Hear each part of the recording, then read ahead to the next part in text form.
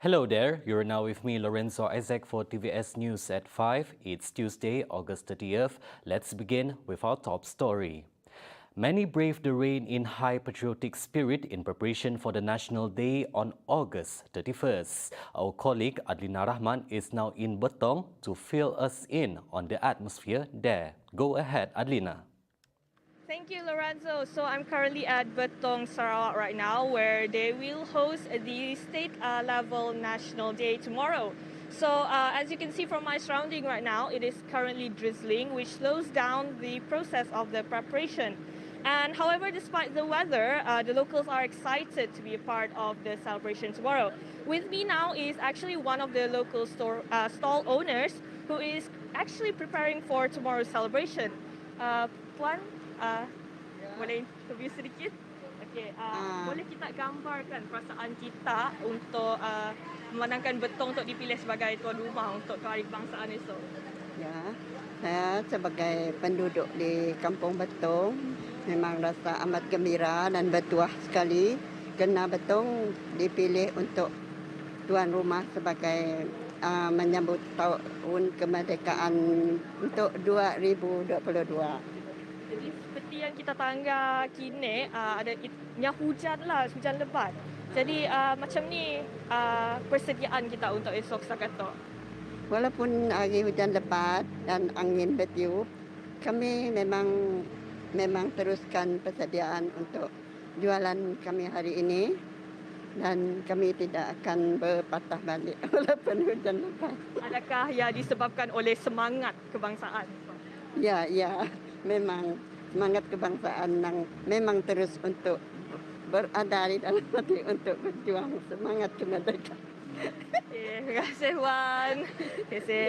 And there you have it, folks. Despite the bad weather, the preparation is coming great. And that is all for me from me for now. Stay tuned to Utama TVS tonight for more detailed report. And I'm Adlina Rahman and cameraman Nasrullah, TVS. Prime Minister Datuk Sri Ismail Sabri Yaakob on Tuesday, August 30th, announced several good news for civil servants, including an additional RM100 in their annual salary increment and special financial assistance of RM700 for 2023. He said the additional annual salary increment of RM100 is for civil servants from grade 11 to 56 and will be paid from January 2023, involving a total of 1.28 million recipients and financial implication of RM1.5 billion.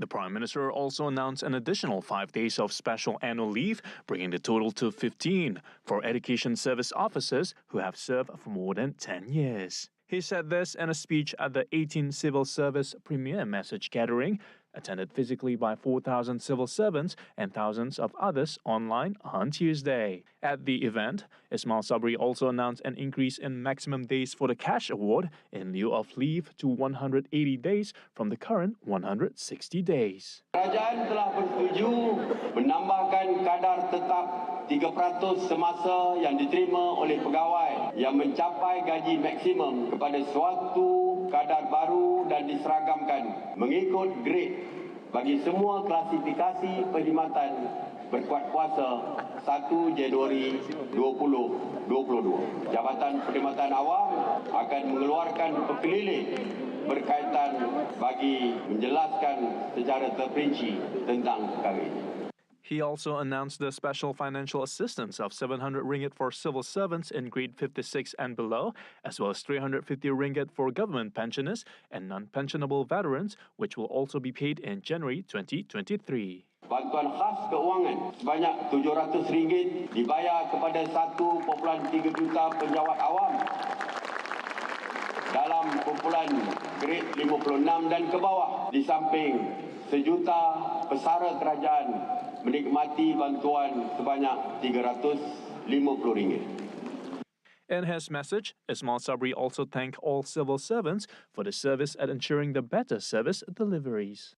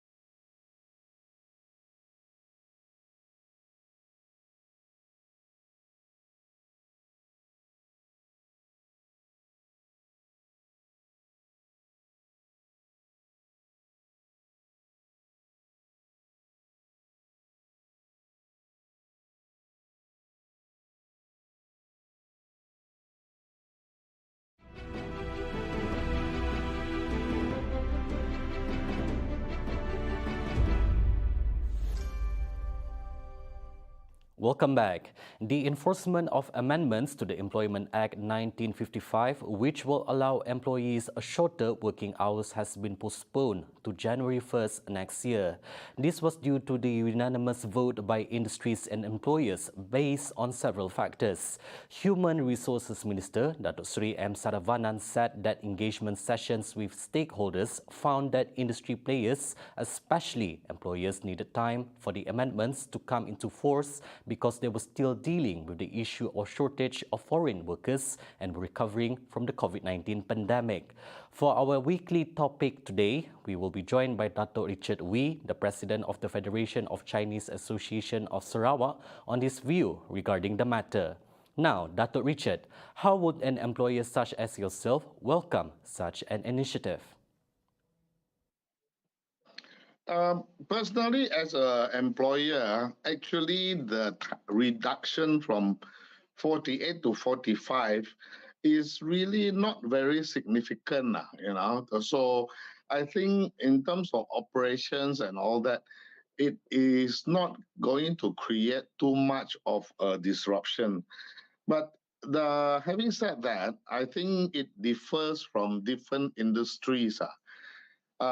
Take for instance, if you are an office worker, if you are talking about 48 hours per week, if you work 8 hours a day, 5 days a week is only 40.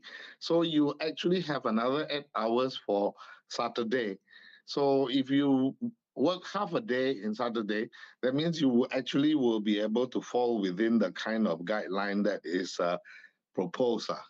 To me, it is not so much of a disruption as far as the office workers is concerned.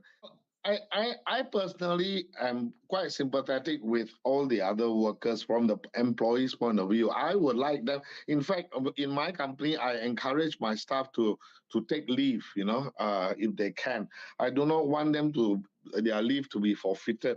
But on the other hand, all these must be able to try to improve the kind of productivity if we were to encourage either they have more time to really recharge themselves, have a good rest, and a shorter working hours, that they may be able to have more time with their family and all that. But having said that, I think productivity is the key word.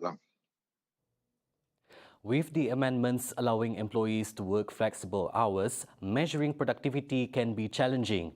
Under the new rule, employees are allowed to apply to carry out their duties according to the suitability of working hours, working days, or workplaces, including working from home for emergency situations such as the COVID-19 pandemic. Now, taking digitalization into consideration, how does a company measure its employees' productivity and yield better performance? What I would like to see is this, like you say, I think productivity is something of which I would like to see it being elevated. But productivity is very difficult to quantify. But I personally think that if the government is trying to reduce the working hours, as well as recently they have actually has increased the minimum wage.